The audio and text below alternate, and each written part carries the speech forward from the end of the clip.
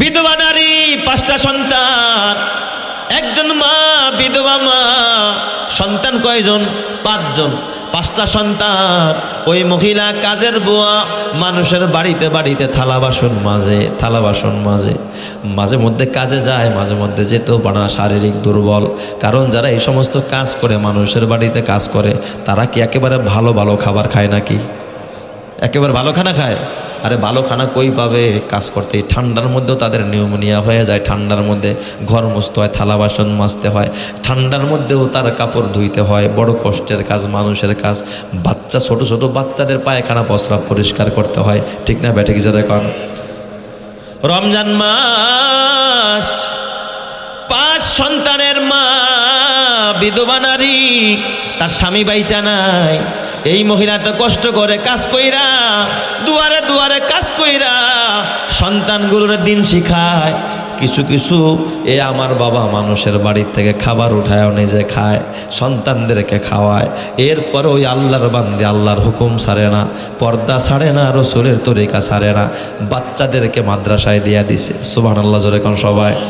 আমার বাবা, পবিত্র রমজান মাস, ওই রমজান মাসে তার বাচ্চা একদিন এক বাসায় গিয়া কাজ করতেছে, ইফতারি বানাইতেছে। তার বাচ্চা না বইলা ওই বাড়িওয়ালার ঘরে ঢুকছে। ঘরে ঢুকা বলে, মা গো, আমারও কিছু ইফতারি দাও।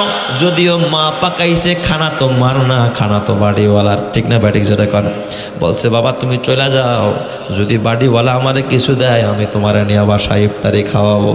এই ছোট্ট বাচ্চাকে পাঠায়া দিছে, কিন্তু বাড়িওয়ালা হয়তো বা খেয়াল করে নাই, ঘরওয়ালি। বিদায়কালে মা কিচ্ছু নিয়ে আসতে পারে নাই। বাসায় যখন ফিরছে, বাচ্চাটা হাও মাও করে কান্দে, কয়, মা গো, তুমি না বলছো ইফতারি নিয়ে আসবা, কই ইফতারি তো আনতে পারলা না। মা ডাক দিয়া বলে, বাবা, মানুষের বাড়িতে কাজ করি রে বাবা, কয়দিন আগে একটা প্লেট আমার হাত থেকে পয়রা ভাঙা যায়। এরপর থেকে ওই বাড়িওয়ালি আমার যেই পরিমাণ বকাঝকা করছে, গালি দিয়েছে। আমি বলি, বাবা, তোর দ্বারাও তো এই অন্যায়টা হতে পারতো। কাজের মানুষ ধুইতে গিয়ে একটা প্লেট ভেঙে ফেলেছে, এরপরে বলছে তোর বেতন দিব না, বেতন থেকে কাটায়া দিব। কত কষ্ট দেয়। আমার বাবা, তোর হাতে পায়ে ধরা বলে যায়, টাকা নিয়ে কবরে যাইতে পারবি না। তোর বাবাও গেল খালি হাত, দাদাও গেল খালি হাত, তোর মাও গেল খালি হাত, তোর ভাইও গেল খালি হাত, তুমিও যাইবা খালি হাত। যদি পারো অসহায় মানুষের পাশে দাঁড়ায়, রমজান মাসে অসহায়ের ঘরে বলা সারা ইফতারি পাঠায়া দিও। ক্যামেরা নিও না, ছবি তুললো না, বাবা ব্যানার লাগায়ও না। আমাদের দেশের যারা ইফতার পার্টির নামে ব্যানার লাগায়া যারা ইফতার পার্টি করায়, আমি বলি ওদের উপরে খোঁজার গজব আসবে, ঠিক না? ঠিক। যারা ইফতার পার্টির ব্যানার লাগায়, এখানে ক্যামেরা দাঁড় করায় দেয়, ক্যামেরা দাঁড় করায় ছবি তোলে। তার মানে এর 2টা ছোলা খাওয়াইছো তুমি, গোটা দেশব্যাপী সেটারে প্রচার করেছো। ওই ব্যাটার তো 12টা বেজে গেছে। ও, তুমি বুঝি এখন এতিম হয়ে গেছো, মানুষের গরিবের ইফতারি খাও।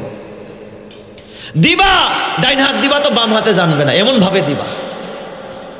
ডাইন হাতে দিবা তো বাম হাতে জানবে না, এমন ভাবে দিবা। গোপনে দিয়া 1 বস্তা চাউল কিনে দাও, 1 কেজি খেজুর কিনে দাও। কেন? তোমার মোবাইলে কেন প্রচার করতে হবে? তাহলে তুমি আল্লাহর জন্য দিলা না, ওই সমস্ত গরিবের ঘরে খানা পাঠায়া দাও।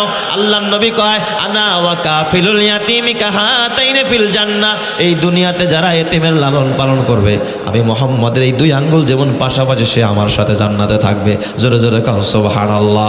এই জন্য আমার বাবা, তোমার সন্তান না, তোমার সন্তান জাহান্নামে তোমার নিয়ে ছাড়তে পারে। তোমার সন্তান জুয়া খেলে, মদ খায়, গুনাহ করে, অথচ এতিম বাচ্চাগুলো কাঁদে, কোরআনের বাচ্চাগুলো কাঁদে। এই জন্য কোরআনওয়ালার খেয়াল রাখবা। আল্লাহ তুমি কবুল করো, জোরে কর আমিন। যাদের প্রেমেতে তুমি গো আজ হলে দিওয়ানা, এরা জেনে নাও কেউ কবরের সাথী হবে না, কেউ বুঝা তোমার নিবে না সেই হাসর ময়দানে। কি আমল তুমি করলে নিয়ে যাবে সেইখানে, ফুল ফোটে যেমন ঝরে তেমন খোদার বাগানে, আয়ু কতক্ষণ কার এখানে কে বলো জানে। তাই থাকতে সময় নাও বুঝে ভাই জীবনের মানে, সব আছে লেখা দেখে না ওই আয়াত কোরআনে। এই দালান কোঠা বাড়ি গাড়ি সব পরে রবে, এই সব কবরে নিয়ে গেছে কে বলো কবে। 2 গজ জমি কয় কয়েক গজের ওই সাদা কাফন, শুধু এইটুকুতেই হবে তোমার, জেনে নাও দাফন। যা পুঁজি তোমার এখনো তার বুঝলে না মানে, সব আছে লেখা দেখে না ওই আয়াতে কোরআনে। ফুল ফোটে যেমন ঝরে তেমন খোদার বাগানে, আয়ু কতক্ষণ কার এখানে কে বলো জানে। আল্লাহ তুমি কবুল করো, জোরে কানা আমিন। জিবরাইল আগমন করতেস, নবীজি কয় দাঁড়াও সাহাবীরা দাঁড়াও। জিবরাইল এই সময় কেন আস? ওই জায়গায় হুদাইবিয়া নামক জায়গার ভিতরে তখন কিন্তু 6ষ্ঠ হিজরি 8ম হিজরি আসে নাই, 2 বছর আগে আল্লাহ তাআলা সূরা ফাতাহ নাজিল করে দিলেন, ইন্না ফাতাহনা লাকা ফাতাহাম মুবিনা। ও নবী আমার, চিন্তা করেন না, আপনাকে ওরা আজকে কষ্ট দিল, সব শর্ত আপনার বিরুদ্ধে লেখাইল। ও নবী, আপনাকে চিরেই আমি আল্লাহ একটা মহান বিজয় দিয়া দিব রমজান মাসে। চিৎকার মেরে কন্যা আল্লাহু আকবার। এরপর আল্লাহ তাআলা ডাক দিয়া কয়, নবী আমার, আপনার সাহাবী হযরত আলী রাসূলুল্লাহ কাটতে চায় নাই, ওরা একবার রাসূলুল্লাহ কাটলো এই কাগজ হারায়া যাবে, কিন্তু আমি আল্লাহ কোরআন শরীফের মধ্যে সূরা ফাতার মধ্যে আমি আল্লাহ আপনার নামে রাসূলুল্লাহ লেখা দিলাম। আল্লাহ আরেকটা আয়াত নাজিল করলেন, মুহাম্মাদুর রাসূলুল্লাহ ওয়াল্লাযীনা মাআহু আশিদ্দাউ আলাল কুফফার রুহামাউ বাইনাহুম। ওরা কাইটা দিছে কাগজ থেকে, আর আল্লাহ তাআলা রাসূলুল্লাহ উঠায়া দিছে কোথায়? কোরআন শরীফে। সুবহানাল্লাহ জোরে কোন সবাই, আরো জোরে কোন আল্লাহু আকবার, আরো জোরে বলেন আল্লাহু আকবার। আমার ওই নবী মক্কায় চলে গেলেন। 8ম হিজরি যখন আসলো, নবীজি আমার রমজান মাসে রোজা রাখছে, সাহাবায়ে কেরাম ক্ষুধার্ত, রোজা অবস্থায় সারাদিন পানিও খায় না, কিচ্ছু করে না, ক্ষুধার্ত না, রোজা অবস্থায় সাহাবায়ে কেরামদেরকে নিয়ে 10,000 সাহাবী নিয়ে আল্লাহর নবী ফজরের আগে আগেই রওনা করলেন মক্কার অদূরে, একেবারে কাছাকাছি চলে গেছে। এখান থেকে মনে করেন আপনার মেইন রোড এত কাছাকাছি চলে গেছে। এই জায়গায় গিয়া নবীজি যখন 10,000 সাহাবী নিয়ে দাঁড়ায় গেছে, মক্কার কাফেরদের কাছে খবর এসে গেছে মোহাম্মদ দলবল নিয়ে 10,000 লোক নিয়ে এসে গেছে। মক্কার একটা কাফের মাথা উঠাইতে সাহস পায় নাই, কে কোন দিকে পালাবে ছোটাছুটি আরম্ভ করছে। চিৎকার মেরে কন্যা আল্লাহু আকবার। এই বিজয়টা দান করেছেন কে? আল্লাহ। নবীজি এখনো ঢোকে নাই, হঠাৎ করে তাকায় দেখে দিগনগর ব্রিজ পার হইয়া 2 নেতা আইতেছে। ওরা তো আর জানে না মোহাম্মদের লোকজন এই জায়গায়। এই 2 নেতাকে একজন হলো আবু সুফিয়ান, আরেকজন হলো আব্বাস, নবীজির আপন চাচা হযরতে আব্বাস, আরেকজন চাচা গ্রাম্য চাচা আবু সুফিয়ান। 2জনই বড় সর্দার লিডার। এরা পালাইতেছে, কিন্তু যেখানেই বাঘের ভয় সেখানেই রাত পোহায় না, রাত হয়। আইসা নবীজি দেখে লাইছে, দেখে এরকম বোরকা পরে আর কি পালাইতেছে, মুখ টুক ঢাইকা তারপরে পালায়। নবীজি দিকে পালাইছে, ডাক দিছে, ওই সাহাবীরা যাও, ওই 2 লোক 2টারে ধরো। ধইরা কাছে নিয়ে আসছে, কাঁপতেছে থরথর করে, মনে করছে এখন এই গর্দানটা উড়াইয়া দিব। নবী আমার ডাক দিয়া কয়, চাচা কোথায় যান? তুমি বোঝো না কই যাই, জনম জনম তোমারে জ্বালাইলাম, আজকে তুমি শক্তি অর্জন করে মক্কায় আসছো, তোমার ভয়ে পালাই। নবী আমার ডাক দেয়া কয়, চাচা পালাইতে হবে না, আমি তো আতঙ্কের জন্য আসি নাই, আমি প্রতিশোধ নেওয়ার জন্য আসি না, আমি প্রতিশোধ পরায়ণ হয়ে আসি নাই। চাচা গো, কালিমাটা কইরা ফালান, আমার সাথেই মক্কায় চলেন। চিৎকার মেরে কন্যা আল্লাহু আকবার। অমনি আব্বাস রাদিয়াল্লাহু তাআলা আনহু আর আবু সুফিয়ান আমার নবীর হাতে হাত দিয়া পড়ে নিলেন, লা ইলাহা ইল্লাল্লাহু মুহাম্মাদুর রাসূলুল্লাহ। তাহলে সাহাবী ছিল 10,000, এখন বাল্য কয়জন? তাহলে 10,000 2জন। আবু সুফিয়ান আর আব্বাস সহ নবীজি এবার কোথায় ঢুকতেছে? মক্কায়। মক্কায় যখন ঢুকে গেলেন, কাফেরেরা থরথর করে কাঁপে। আবু জেহেলের পুত্র ইকরামা কাঁপতেছে, যার বাবা এতটা জ্বলাইছে, নবীর এতটা কষ্ট দিছে, কে কোন দিক দিয়া পালাবে, পালানোর রাস্তা পায় না। নবী আমার ডাক দিয়া সর্বপ্রথম নবী আমার ডাক দিয়া বললেন, এ মক্কাবাসীরা, পালাইতে হবে না। মক্কাবাসীরা রে, লা তাসরিবা আলাইকুমুল ইয়াউম। হযরত ইউসুফ নবী যেমন তার 10 ভাই তার মারার জন্য কুয়ায় ফেলেছিল, যেমন ইউসুফ পয়গাম্বর তার 10 ভাইরে মাফ করে দিয়েছে, আমি আজকে ইউসুফের মতো বললাম আমি কোনো প্রতিশোধ নেব না, আমি তোমাদেরকে ক্ষমা করে দিলাম, সাধারণ ক্ষমা ঘোষণা করলাম। চিৎকার মেরে কন্যা আল্লাহু আকবার, আরো জোরে বলেন আল্লাহু আকবার। নবী আমার সাহাবীদেরকে নির্দেশনা দেয়, সাহাবীরা খবরদার খবরদার, কোন বুড়া মানুষকে আক্রমণ চালাইবা না, বাচ্চাকে আক্রমণ করবা না। যেই মানুষ নবীরে মক্কায় থাকতে দেয় না, নবীরে মারার জন্য ষড়যন্ত্র করে, ওই নবী কলে কোনো বাচ্চা মারবা না, কোনো নারীর গায়ে হাত তুলবা না, অসুস্থ রোগীর গায়ে হাত তুলবা না। যারা আমার চাচা আবু সুফিয়ানের ঘরে গিয়ে আশ্রয় নেয় তারে মারবা না, যারা কাবার গেলাপটা ধরে রাখে তাদেরকে মারবা না, যারা আত্মসমর্পণ করে হাত উঠায়া তাদেরকে মারবা না। শুধুমাত্র যারা অস্ত্র নিয়ে তোমাদেরকে মারতে আসে, তোমাদের বিরুদ্ধে যারা অস্ত্র ধরে তাদেরকেই শুধুমাত্র প্রতিহত করবা, এছাড়া একটা মানুষের গায়ে হাত উঠাইবা না। চিৎকার মেরে কন্যা আল্লাহু আকবার। কতটা শান্তির ধর্ম ইসলাম! এইভাবে করে সব মানুষগুলো একে একে লাইন ধরে ধরে মুসলমান হয়ে যায়। 4000 মানুষ একবার নবীর এক বক্তব্যের পরে এই কাবার ভিতরে, বেশি মানুষ ছিল না মক্কায়, অল্প কিছু মানুষ, 4000 মানুষ একবারে মুসলমান হয়ে গেছে। সুবহানাল্লাহ। তাহলে আসছিল 10,000, এখন হয়েছে কয় হাজার? 14,000। শক্তি কমছে না বাড়ছে? বাড়ছে। নবীজি গেলেন এবার কাবার পাশে, কারণ নবীর সবচেয়ে বড় আকর্ষণ ছিল কি? কাবা। যেই বিদায় সময়, হিজরতের সময় আমার নবী কাবার দিকে তাকায় তাকায় বারবার কেঁদেছিল। নবী বলছিল, ও কাবা, যদি আমার মক্কার লোকেরা আমার বের করে না দিত, তোরে রাইখা আমি কখনো যাইতাম না। কাবারে নবী এতটা ভালোবাসত। নবীজি কাবার কাছে গিয়ে দেখলেন কাবার দরজা বন্ধ। হযরত আলীরে ডাক দেয়, আলী কাছে আসো। এ আলী, যাও উসমান ইবনে তলহা যার হাতে কাবার চাবি, সে কোথায়? তার কাছ থেকে চাবিটা একটু নিয়ে আসো, আমি কাবা শরীফে ঢুকবো। এই দিক দিয়ে হযরত আলী তালাশ করে দেখো ওসমান ইবনে তলহা পাহাড়ের গুহায় গিয়া লুকাইছে। তার লুকানোর একটা কারণ আছে। নবীজি হিজরতের আগে একদিন ওসমান ইবনে তলহাকে বলছিল, ওসমান, আমি কুরাইশি সন্তান, আব্দুল মানাফ গোত্রের সন্তান, আমার দাদা আব্দুল মুত্তালিব এই কাবার একজন মোতাওয়াল্লি ছিলেন, আমার বাবা আমার দাদা এই কাবার খেদমত করতেন, আমি তার নাতি, আমি কাবায় ঢুকা প্রাণ ভরা মালিকের কদমে 2টা সেজদা দিব, তুমি একটু চাবিটা দাও, আমি কাবায় ঢুকবো। তখন ওসমান ইবনে তলহা আমার নবীর সাথে যা তা ব্যবহার করেছে, বকা দিয়েছে, দূর হও মুহাম্মদ, কোনোদিন আমি তোমার কাবায় ঢুকতে দেব না, চাবি তোমার হাতে দেব না। নবীজি বড় কষ্ট পাইছেন, ব্যথা পাইছেন। নবীজি ডাক দেখায়, ওসমান ইবনে তলহা, একটা সময় এমন হবে যখন এই কাবার চাবি আমি মুহাম্মদের হাতে ফেরত আসবে, তখন বলো ওই সময় তোমার কেমন লাগবে? কয় তখন কি তাই কুরাইশরা মরে যাবো নাকি? কুরাইশদের সম্মান কমে যাবে নাকি? কয় না না, কুরাইশরা মরবেও না, তাদের সম্মানও কমবে না, বরং ওই সময় কুরাইশদের সম্মান আরও বেড়ে যাবে। যদি কোন সুবহানাল্লাহ বলেন তো, মক্কা বিজয়ের পরে কুরাইশদের সম্মান কমছে না বাড়ছে? এখনও পর্যন্ত কুরাইশদের জন্য মক্কায় এক্সট্রা কি থাকে? সম্মানের জায়গা থাকে হাজিদের মাঝে।